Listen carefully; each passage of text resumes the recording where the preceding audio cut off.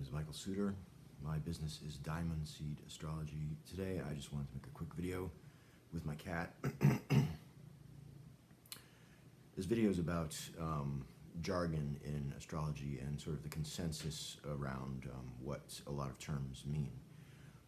The consensus around a lot of terms, say like planetary meanings, it's my belief that they've been really sort of hijacked by a new age-ish spiritual consciousness, to the point where they don't mean anything like what you would find in the mythology about these these planetary archetypes.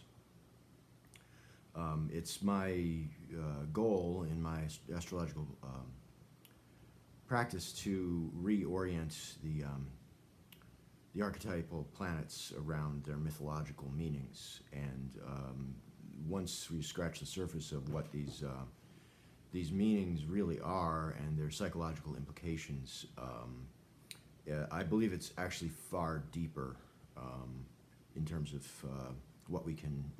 the information we can get about our own psychology, about where we stand and where we're going in terms of the balance of the masculine and the feminine within ourselves and in our relationship to that in the world, which is really what astrology is all about.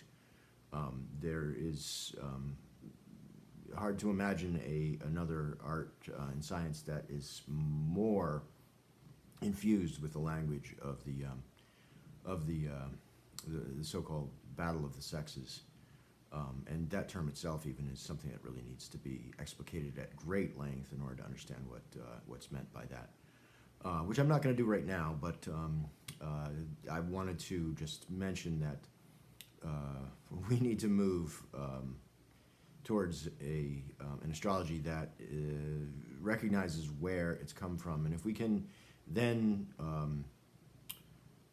find a pathway, like a logical, derivation that we don't have to get rid of these more New Age inflected and New Age informed ideas of what these planetary archetypes and the signs and everything in astrology means. We don't necessarily have to get rid of it. But it would be great to root it back into the most simple, grounded facts about astrology. The astrology that I practice is not just about the stars, it is about the seasons.